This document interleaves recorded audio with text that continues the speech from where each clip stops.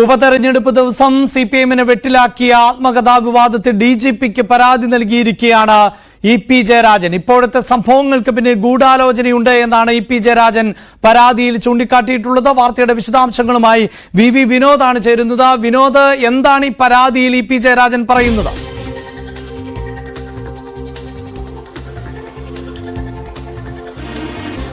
വലിയ അവ്യക്തത ഇ.പി.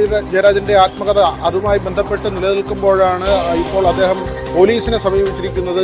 DGPക്ക് പരാതി നൽകിയിരിക്കുന്നു. മെയിലായാണ് ഇങ്ങനെ ഒരു പരാതി നൽകിയിരിക്കുന്നത്. ഇതിന്റെ ഗൂഢാലോചന അന്വേഷിക്കണമെന്നാണ് പ്രധാനമായും ഈ പരാതിയിലൂടെ ചൂണ്ടിക്കാട്ടുന്നത്. ഇ.പി. ജയരാജൻ ഈ വിവരം പുറത്തു വന്നത് മുതൽ അദ്ദേഹം എടുക്കുന്ന നിലപാട് ഇത്തരത്തിൽ താൻ നൽകിയിട്ടില്ല, DC ബുക്സിന് താൻ ഇങ്ങനെ ഒരു കടലാസ് അല്ലെങ്കിൽ താൻ എഴുതിയ പുസ്തകം ഇപ്പോഴും എഴുതിക്കൊണ്ടിരിക്കുകയാണ്, ഏതെങ്കിലും തരത്തിൽ അവർക്ക് നൽകിയിട്ടില്ല എന്ന് പറയുന്നു. എന്നാൽ കുറച്ച് മുൻപ് അദ്ദേഹത്തിന്റെ ഒരു പ്രതികരണം വന്നത് ഇതിന്റെ DTPയുമായി ബന്ധപ്പെട്ട് അങ്ങനെയുള്ള കാര്യങ്ങൾക്ക് ഒരുപക്ഷെ പുറത്തുപോയേക്കാം എന്നൊരു സൂചനയാണ് അദ്ദേഹത്തിന്റെ വാക്കുകളിൽ വരുന്നത്. ആ പുറത്തുപോയത് എങ്ങനെ ഇവർ അച്ചടിച്ചു? പക്ഷേ വിനോദ്, ഇതിൽ ഒരു വ്യക്തതയുള്ളത് വരുത്തേണ്ടത്, ഇത് DC ബുക്സിനെതിരെയാണോ ഇത്തരത്തിലൊരു പരാതി എന്നതിൽ വ്യക്തതയുണ്ടോ?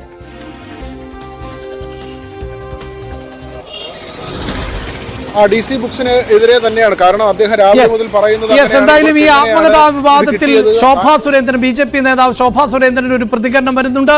നമുക്ക് വളരെ പെട്ടെന്ന് എത്താം വിനോദിലേക്ക്. ആഗ്രഹമുണ്ട്, അങ്ങനെ ഒരു കരാർ ഉണ്ടാക്കിയിട്ടുണ്ടെങ്കിൽ എന്തിനാണ് DC ബുക്സ് ഇത് ഒളിച്ചു വെക്കുന്നത്? എത്രയോ കാലമായിട്ട് കേരളത്തിന്റെ പൊതുമണ്ഡലത്തിൽ എത്രയോ ആളുകളുടെ പുസ്തകം പ്രകാശനം ചെയ്തിട്ടുള്ള റെപ്യൂട്ടേഷനുള്ള ഈ DC ബുക്സ് എന്തുകൊണ്ടാണ് ഈ ബുക്കിന്റെ പ്രസാധനം വൈകിച്ചിട്ടുള്ളത്, പ്രകാശനം വൈകിപ്പിച്ചിട്ടുള്ളത് എന്നതിനെ കുറിച്ചുകൂടി അറിയാൻ കേരളത്തിലെ ജനങ്ങൾക്ക് താല്പര്യമുണ്ട്. ഇത് അന്വേഷിക്കാൻ വേണ്ടിയിട്ട് ഇനി CBI ഡയറി കുറിപ്പ് വരേണ്ടി വരുമോ കേരളത്തിലേക്ക്? മുഖ്യമന്ത്രിയാണ് അതിന് മറുപടി പറയേണ്ടത്. ഈ പാർട്ടിക്ക് അകത്ത് അത് നിങ്ങളുടെ ആഭ്യന്തര പ്രശ്നമാണ്. എന്നാൽ മാർക്സിസ്റ്റ് പാർട്ടി പോലൊരു പാർട്ടിയിൽ പ്രവർത്തിക്കുകയും അതിനകത്ത് പതിറ്റാണ്ടുകൾ നിലകൊള്ളുകയും ചെയ്യുന്ന ഒരു വ്യക്തിയുടെ പുസ്തക പ്രകാശനം അത് നടക്കാൻ പോകുന്നു എന്നുള്ളത് പാർട്ടി അറിയുന്നില്ല. അതുപോട്ടെ, പക്ഷെ പാർട്ടിയുടെ സംസ്ഥാന സെക്രട്ടറി ഗോവിന്ദൻ മാഷ് പറഞ്ഞത് ഇ.പി. ജയരാജനെ ഞങ്ങൾ വിശ്വസിക്കുന്നു. എന്നാൽ ബഹുമാനപ്പെട്ട ഗോവിന്ദൻ മാഷ് ഒരു കാര്യം കൂടി പറയണം കേരളത്തിലെ പൊതുസമൂഹത്തോട്. DC ബുക്സിനെ മാർക്സിസ്റ്റ് പാർട്ടിയുടെ സംസ്ഥാന സെക്രട്ടറി ഗോവിന്ദൻ മാഷിന് വിശ്വാസമുണ്ടോ? ഉണ്ടെങ്കിൽ അതുകൂടി തുറന്നു പറയാനുള്ള ഒരു മര്യാദ ഗോവിന്ദൻ മാസ്റ്റർ കാണിക്കണം എന്നും ആവശ്യപ്പെടുകയാണ്. ഈ പുസ്തകത്തിനകത്ത് ഇ.പി. ജയരാജൻ എഴുതിയിട്ടുള്ളത് താങ്കളുമായിട്ടുള്ള കൂടിക്കാഴ്ചയാണ്. അപ്പം നിരവധി തവണ ഇ.പിയെ കണ്ടു എന്ന് താങ്കൾ പറയുമ്പോൾ അതിനകത്ത് ജയരാജൻ പറയുന്നത് ഒരു തവണ മാത്രമാണ്, മുൻ മുഖ്യമന്ത്രി ഉമ്മൻചാണ്ടിയുടെ സംസ്കാര ചടങ്ങിൽ വെച്ച് മാത്രമാണ് താങ്കളെ കണ്ടത്. പിന്നീട് അദ്ദേഹത്തിന്റെ മകന്റെ ഫോൺ നമ്പർ ശോഭാ സുരേന്ദ്രൻ മേടിച്ചു എന്നുള്ളതാണ്. എന്താണ് അതിനകത്ത് പറയാനുള്ളത്?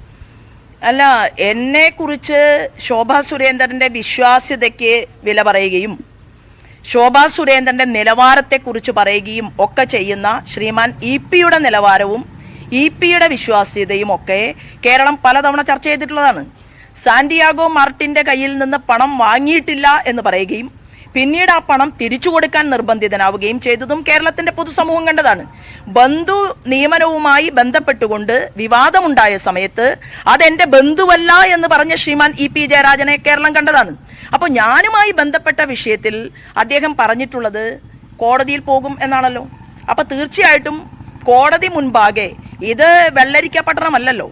ശോഭാ സുരേന്ദ്രൻ എന്ന് പറയുന്ന വ്യക്തിയുടെ കയ്യിലുള്ള ഫോണും ശ്രീമാൻ ഇ.പി. ജയരാജന്റെ കയ്യിലുള്ള ഫോണുമൊക്കെ ഒരേ സ്ഥലത്ത് പ്രവർത്തിച്ചിട്ടുണ്ടോ? അത് എത്ര കിലോമീറ്റർ അല്ലെങ്കിൽ എത്ര മീറ്റർ വ്യത്യാസത്തിലാണ് ഈ രണ്ട് ഫോണുകളും ഇരുന്നിട്ടുള്ളത് എന്നൊക്കെ പരിശോധിക്കാനെല്ലാം തന്നെ സാധിക്കുന്ന സംവിധാനങ്ങളൊക്കെ കേരളത്തിലുണ്ട്. മാത്രവുമല്ല, കേരളത്തിലെ മാർക്സിസ്റ്റ് പാർട്ടിയുടെ സംസ്ഥാന ഘടകം ചർച്ച ചെയ്തതിനു ശേഷം ശ്രീമാൻ ഇ.പിയെ കൺവീനർ സ്ഥാനത്തു നിന്ന് പുറത്താക്കിയിട്ടുള്ളത് ഏതെങ്കിലും ഒരു സങ്കല്പത്തിന്റെ അടിസ്ഥാനത്തിലാണ് എന്ന് ഞാൻ വിശ്വസിക്കുന്നില്ല. എനിക്കെന്തായാലും ശ്രീമാൻ ഇ.പിയുടെ സർട്ടിഫിക്കറ്റിന്റെ ആവശ്യമില്ല. മാത്രവുമല്ല, ഇ.പി തന്നെ പറയുകയാണ് ഇതെന്റെ ആത്മകഥയല്ല. അപ്പോൾ അങ്ങനെ ഇ.പി നിഷേധിക്കുന്ന, എന്നാൽ DC ബുക്സും നിഷേധിക്കാത്ത ഒരാത്മകഥയിൽ വന്ന എന്നെക്കുറിച്ചുള്ള ഭാഗങ്ങളെക്കുറിച്ച് ഞാൻ എന്തിനാണ് ഇത്ര ടെൻഷൻ അടിക്കുന്നത്? അത് നമുക്ക് ആത്മകഥ പുറത്തിറങ്ങിയതിന് ശേഷം അതിനോടുള്ള കമൻസ് ഞാൻ പറയാം. ആത്മകഥ എന്താണ്, എങ്ങനെയാണ്, അതിൽ എന്തൊക്കെയാണ് എഴുതിയിട്ടുള്ളത് എന്നതിനെക്കുറിച്ച് മറുപടി ഞാൻ മാധ്യമ സുഹൃത്തുക്കളുടെ മുന്നിൽ എന്തായാലും പറയും. എനിക്ക് ഈ 2 ചോദ്യങ്ങൾക്ക് എനിക്ക് മാത്രമല്ല കേരളത്തിൻ്റെ പൊതുസമൂഹത്തിന് ഉത്തരം കിട്ടണം എന്ന ആഗ്രഹമുണ്ട്. അത് അറിഞ്ഞാൽ നന്നായിരിക്കും എന്ന് മാത്രമേ ഉള്ളൂ. ഈ പാലക്കാട് തെരഞ്ഞെടുപ്പിലേക്ക് വന്നു കഴിഞ്ഞാൽ എങ്ങനെയാണ് ഇപ്പം ഇവിടെ കഴിഞ്ഞ ദിവസം കെ മുരളീധരൻ വന്ന് പോയപ്പോൾ പറഞ്ഞത് LDFും UDFും തമ്മിലാണ് മത്സരം എന്നുള്ളതാണ്. എന്നാൽ CD സതീശൻ പറയുന്നത് BJPയുമായിട്ടാണ്. താങ്കളുടെ നിരീക്ഷണം എന്താണ്? ഇത്തവണ ആരായിരിക്കും പാലക്കാട്? അല്ല, കഴിഞ്ഞ കുറേ നാളുകളായിട്ട് ശ്രീമാൻ മുരളീധരന് സമനില തെറ്റിയിരിക്കുകയാണ്. എൻ്റെ ആഗ്രഹം വളരെ പ്രൗഢമായ നിലയിൽ പൊതുപ്രവർത്തനം നടത്തിക്കൊണ്ട് അദ്ദേഹം മുന്നോട്ട് പോകണമെന്നൊക്കെ തന്നെയാണ്. പക്ഷെ അദ്ദേഹത്തിൻ്റെ സ്റ്റേറ്റ്മെൻറ്റുകളൊന്നും ശരിയാവുന്നില്ല. ഇപ്പം തൃശ്ശൂരിൽ പാർലമെൻറ്റ് തെരഞ്ഞെടുപ്പുമായി ബന്ധപ്പെട്ടുകൊണ്ട് അദ്ദേഹം പറഞ്ഞത് ശ്രീമാൻ സുരേഷ് ഗോപി 3ാം സ്ഥാനത്തേക്ക് പോകും എന്നാണ്. അങ്ങനെ അതേ തൃശ്ശൂരിൽ ജനങ്ങളെല്ലാം തന്നെ കക്ഷി രാഷ്ട്രീയത്തിന് അതീതമായി അദ്ദേഹത്തിനെ സ്വീകരിക്കുകയും 75,000 വോട്ടിൻ്റെ ഭൂരിപക്ഷത്തിൽ വിജയിക്കുകയും 2ാം സ്ഥാനം പോലും വരാത്ത ഒരു സാഹചര്യത്തിലേക്ക് ശോഭാ സുരേന്ദ്രന്റെ പ്രതികരണം, അതായത് EP ജയരാജന്റെ ആത്മകഥാ വിവാദത്തിലടക്കമുള്ള പ്രതികരണമാണ് പുറത്തു വന്നിട്ടുള്ളത്. കൃത്യമായി ഇടപെടൽ നടക്കുന്നു എന്ന ആരോപണം നേരത്തെ പ്രതിപക്ഷ നേതാവ് ഉന്നയിച്ചിരുന്നു. മുഖ്യമന്ത്രിയുടെ ഓഫീസ് അടക്കം ഈ വിഷയത്തിൽ ഇടപെടുകയും അങ്ങനെ പ്രസാദനം നിർത്തിവെക്കുകയും ചെയ്ത സാഹചര്യം ആണ് ഉള്ളത് എന്നതായിരുന്നു പ്രതിപക്ഷ നേതാവിന്റെ വിമർശനം നിലനിൽക്കുന്നത്. അതേസമയം അല്പസമയം മുമ്പ് പ്രതികരണം പുറത്തു വരുമ്പോൾ BJPയുടെ അടക്കമുള്ള ഔദ്യോഗികമായ പ്രതികരണം നേരത്തെ പുറത്തു വന്നതാണ്. അതോടൊപ്പം തന്നെയാണ് ശോഭാ സുരേന്ദ്രന്റെ പ്രതികരണം. അതായത് ആത്മകഥയിൽ തന്നെക്കുറിച്ചുള്ള പരാമർശങ്ങൾക്ക് ആത്മകഥ പുറത്തു വന്നതിന് ശേഷം കൃത്യമായ മറുപടി നൽകാം. ഇപ്പോഴുണ്ടാകുന്ന സംശയം, ഈ ആത്മകഥ എന്തുകൊണ്ട് DC ബുക്സ് പ്രസിദ്ധീകരിക്കുന്നില്ല, എന്തുകൊണ്ടാണ് അത് തടയപ്പെട്ടത് എന്നതുൾപ്പെടെയുള്ള ചോദ്യങ്ങളാണ് ശോഭാ സുരേന്ദ്രൻ ചോദിക്കുന്നത്. അതേസമയം തന്നെയാണ് ഈ വിവാദത്തിൽ DGPക്ക് EP ജയരാജൻ പരാതി നൽകിയിട്ടുള്ളത്. ഇപ്പോഴത്തെ സംഭവങ്ങൾക്ക് പിന്നിൽ ഗൂഢാലോചനയുണ്ട് എന്നാണ് EP ജയരാജൻ പരാതിയിൽ ചൂണ്ടിക്കാണിക്കുന്നത്. വിനോദ് ചേരുന്നുണ്ട് വാർത്തയുടെ വിശദാംശങ്ങളുമായി. വിനോദ്, ഈ ആത്മകഥയുടെ ഭാഗങ്ങൾ പുറത്തു വരുമ്പോൾ അത് തൻ്റേതല്ല, താൻ രചന പൂർത്തിയാക്കിയിട്ടില്ല എന്നതടക്കമുള്ള പ്രതികരണങ്ങൾ നേരത്തെ അദ്ദേഹം തന്നെ നടത്തിയിരുന്നു. നിയമപരമായ നടപടിയിലേക്ക് പോകുമെന്ന് അദ്ദേഹം പറഞ്ഞിരുന്നു. തൻ്റെ ആത്മകഥ പ്രസിദ്ധീകരിക്കാൻ ആരെയും ചുമതലപ്പെടുത്തിയിട്ടില്ല എന്ന് അദ്ദേഹം പറയുകയും ചെയ്തിരുന്നു. DC ബുക്സും മാതൃഭൂമി ബുക്സും തന്നെ സമീപിച്ചിരുന്നു എന്നും പറയുന്നുണ്ട്. ഈ പരാതിയിൽ DC ബുക്സിനെ കുറിച്ച് പരാമർശിക്കുന്നുണ്ടോ, അല്ലെങ്കിൽ തൻ്റെ അനുവാദമില്ലാതെ തൻ്റെ പേരിൽ ഇത്തരത്തിലൊരു വ്യാജമായ ആത്മകഥ പുറത്തിറക്കിയെന്ന് പരാതിയിൽ പറയുന്നുണ്ടോ? എന്താണ് പരാതിയുടെ ഉള്ളടക്കം, വിനോദ്?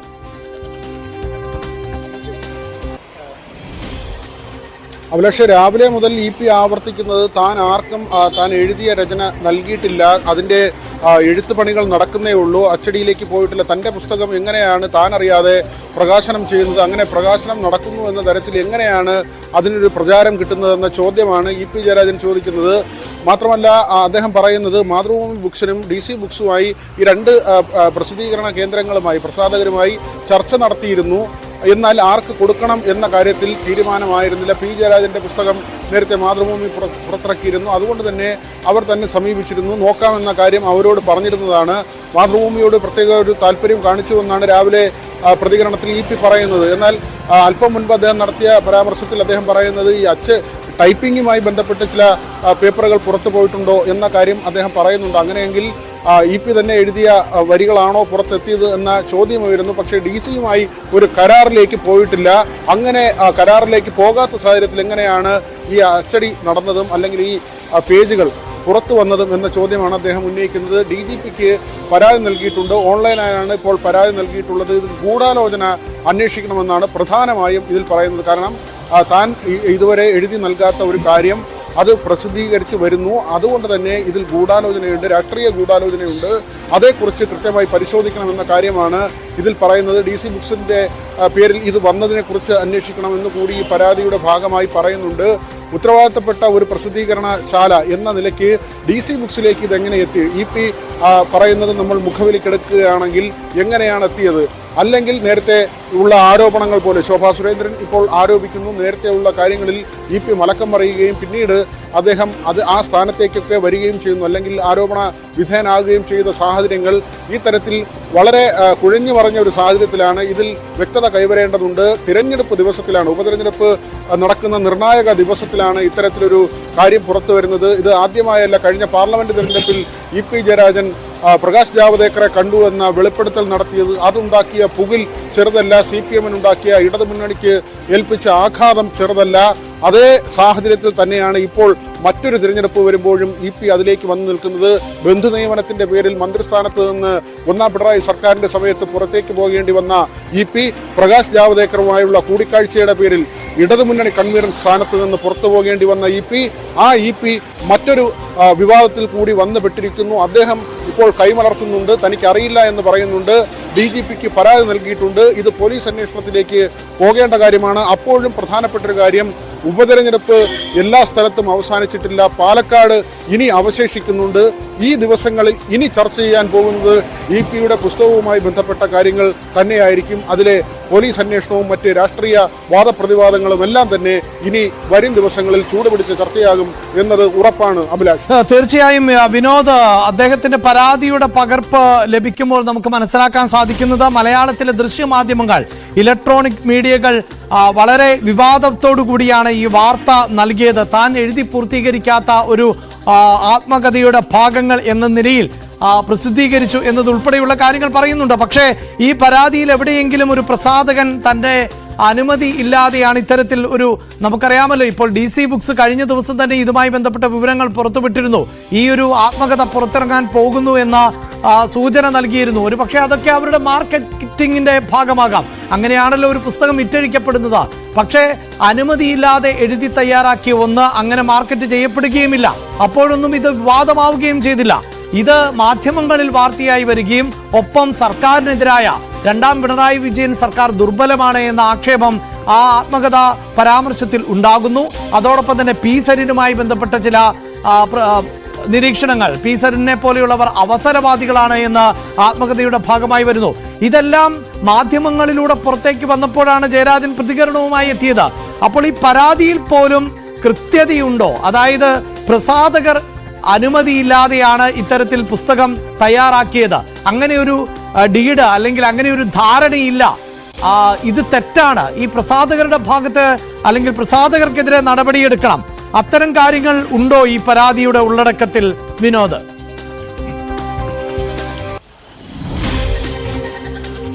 തീർച്ചയായും മാധ്യമങ്ങളെയും നവമാധ്യമങ്ങളെയും കുറ്റപ്പെടുത്തുമ്പോഴും ഇതിൻ്റെ പ്രതിസ്ഥാനത്തേക്ക് ഇപ്പോൾ എത്തി നിൽക്കുന്നത് DC ബുക്സാണ്. നമുക്ക് പോലീസ് ആസ്ഥാനത്ത് നിന്ന് മനസ്സിലാക്കാൻ കഴിയുന്നത് ഈ പരാതി ലഭിച്ചിട്ടുണ്ട്. അതോടൊപ്പം തന്നെ വളരെ വേഗത്തിൽ ഇതിൽ FIR രജിസ്റ്റർ ചെയ്യുന്ന നടപടി ഉണ്ടാകുമോ എന്നതാണ് പ്രധാനമായും. അതിൽ രാഷ്ട്രീയ ആരോപണം, ഇത്രയും കത്തിക്കയറുന്ന രാഷ്ട്രീയ ആരോപണമായി ഈ വിഷയം മാറുമ്പോൾ അതിൽ ഒരു വെച്ച് താമസിപ്പിക്കൽ ഉണ്ടാകില്ല എന്ന് തന്നെയാണ് മനസ്സിലാകുന്നത്. വളരെ പെട്ടെന്ന് FIR രജിസ്റ്റർ ചെയ്യുന്ന നിലയിലേക്ക് കാര്യങ്ങൾ പോകും. EP ആരോപിക്കുന്ന പ്രകാരം അദ്ദേഹം അറിയാതെയാണ് ഇത് അച്ചടിച്ച് വന്നിട്ടുള്ളതെങ്കിൽ ഇന്ത്യയിലെ തന്നെ അല്ലെങ്കിൽ ഏഷ്യയിലെ തന്നെ ഏറ്റവും വലിയ പ്രസാധകരിൽ ഒരാളായ DC ബുക്സ് അവരെന്തിനിങ്ങനെ ചെയ്തു എന്ന ചോദ്യമാണ്. EP-യുമായി അങ്ങനെയുള്ള സംഭാഷണം നടന്നിട്ടില്ലെങ്കിൽ അല്ലെങ്കിൽ കരാറുമായി ബന്ധപ്പെട്ട കാര്യങ്ങളിൽ അങ്ങനെ ഒരു നീക്കുപോക്ക് ഉണ്ടായിട്ടില്ലെങ്കിൽ പിന്നെ എങ്ങനെ DC-യുടെ സൈറ്റിൽ ഇത് വന്നു? കഴിഞ്ഞ ദിവസം തന്നെ ഇതിൻ്റെ കവർ പേജ് ഉൾപ്പെടെയുള്ള കാര്യങ്ങൾ വന്നിരുന്നു. ഇത് ശ്രദ്ധയിൽപ്പെട്ടില്ല എന്നാണ് EP ജയരാജൻ ഇന്ന് പറയുന്നത്. അങ്ങനെയെങ്കിൽ DC ബുക്സിൻ്റെ താല്പര്യം എന്ത് എന്നത് കാര്യം അത് പ്രത്യേകമായി പരിശോധിക്കേണ്ടി വരും. അക്കാര്യത്തിൽ പോലീസ് DC ബുക്സിൻ്റെ പ്രധാനപ്പെട്ട ആളുകളിൽ നിന്നടക്കം മൊഴി രേഖപ്പെടുത്തേണ്ടി വരും. ഒരു ഘട്ടം കഴിഞ്ഞാൽ അത് ചോദ്യം ചെയ്യലിലേക്ക് മാറാനുള്ള സാധ്യത ഉണ്ട്. EP ആരോപിക്കുന്ന പ്രകാരമാണെങ്കിൽ അത് ചോദ്യം ചെയ്യലിലേക്ക് പോകും. ആ നിലയ്ക്കുള്ള നടപടികൾ പോലീസ് ആസ്ഥാനത്തിൻ്റെ നിർദ്ദേശപ്രകാരം വളരെ വൈകാതെ തന്നെ ഉണ്ടാകുമെന്നാണ് കരുതുന്നത്. കാരണം EP-ക്ക് പാർട്ടിയെ ബോധ്യപ്പെടുത്തേണ്ടതുണ്ട്, മുന്നണിയെ ബോധ്യപ്പെടുത്തേണ്ടതുണ്ട്. വെറുമൊരു സമയമല്ല, തിരഞ്ഞെടുപ്പ് നടക്കുന്ന സമയമാണ്. ഏറ്റവും നിർണായകമായ, ഏറ്റവും വാശിയേറിയ ഒരു പോരാട്ടം നടക്കുന്ന ഒരു സമയമാണ്. അവിടെയാണ് രണ്ടാം പിണറായി സർക്കാരിൻ്റെ പ്രവർത്തനം മോശമെന്ന EP-യുടെ പരാമർശം എന്ന തരത്തിൽ ഇപ്പോൾ ഈ ഒരു വിവരം പുറത്തു വരുന്നത്, ഇ പിയുടെ പുസ്തകം എന്ന നിലയ്ക്കുള്ള വിവരം പുറത്തു വരുന്നത് പരിപ്പ് വടയും കട്ടൻ ചായയും എന്ന പേരിൽ അദ്ദേഹം ചോദിക്കുന്നത് താൻ അങ്ങനെ തൻ്റെ പുസ്തകത്തിന് പേരിടുമോ എന്ന ഒരു ചോദ്യമാണ് ഇ പി ചോദിക്കുന്നത്. ഇതിൻ്റെ സത്യാവസ്ഥ തെളിയണമെങ്കിൽ, പാർട്ടിക്ക് ബോധ്യപ്പെടണമെങ്കിൽ, പാർട്ടി അണികൾക്ക് ബോധ്യപ്പെടണമെങ്കിൽ, പൊതുജനങ്ങൾക്ക് ബോധ്യപ്പെടണമെങ്കിൽ ഇതിന്റെ യഥാർത്ഥ നിജസ്ഥിതി, ഇതിന്റെ യഥാർത്ഥ വസ്തുത പുറത്തു ഈ നിജസ്ഥിതി എന്ത് എന്നതിൽ ഇനിയും വ്യക്തത കൈവരേണ്ടതുണ്ടല്ലോ വിനോദ്.